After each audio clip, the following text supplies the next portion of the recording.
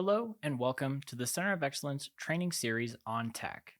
In this tutorial, we will cover how to utilize data packages in ATAK. Let's get started.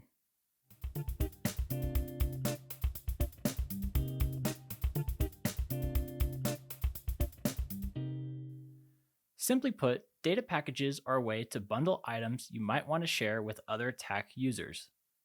One caveat I must mention is that as of early 2024, there is not complete parity yet between ATAK and ITAK in this function. First, open ATAK and navigate to the main map screen. I have a few data points already populated on my map. If you don't know how to make these points, check out our ATAK tutorial on the Point Dropper tool.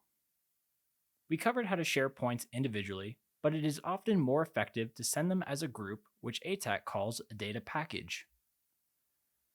Start by navigating to the main menu and scrolling down to Data Packages. When you open the Data Packages page, you will likely see COTAK or WFTAK listed. The COTAK or WFTAK server automatically gives you a package that includes setup information.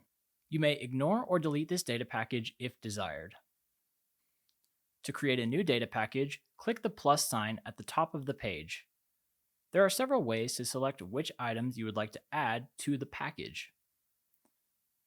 The first option is Map Select. This option allows you to select individual data points by selecting them in the map pane. As you select these points, they will become highlighted and added to your list. If you would like to remove a point from your selection, either tap the point on the map again, or press the trash can next to the data point's name. Once you've selected all the points that you would like to send, hit Done on the data package page. You can choose to create a new data package or add to an existing one. Since I currently don't have any data packages, I will create a new one.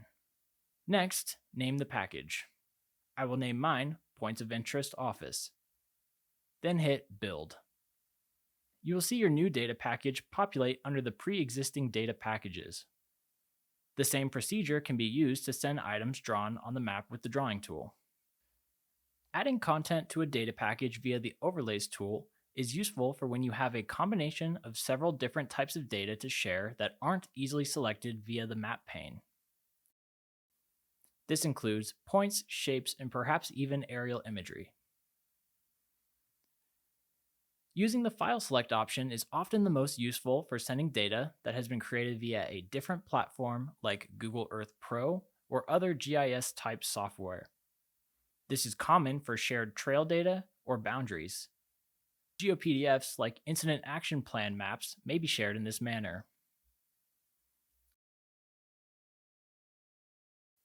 Next, you'll have to decide whether you want to send the package to an individual contact or upload it to the server. Sending a data package to a contact means that ATAK will make one attempt to transmit your package to the other user. If you or that user have a poor internet connection or become disconnected from the TAK server, the package will fail to reach the other user. If you use this method, it is best practice to confirm with your other user that they received the package successfully. The Select Server option uploads your package to the TAK server and can often be the most reliable manner to disperse your data. If you choose Upload to Server, then the responsibility to retrieve the package is on the recipient. This tends to be the most reliable manner as the recipient can choose when they are in a good place to have connectivity, either Wi-Fi or cellular data service. They will need to search the server using the down arrow inside the box, with the proper channels enabled to locate the package.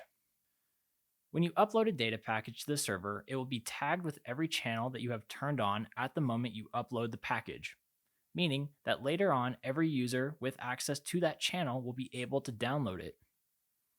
As a result, the best practice when you wish to upload a data package to the server is to first turn off every TAK channel except the one you wish to share the package with.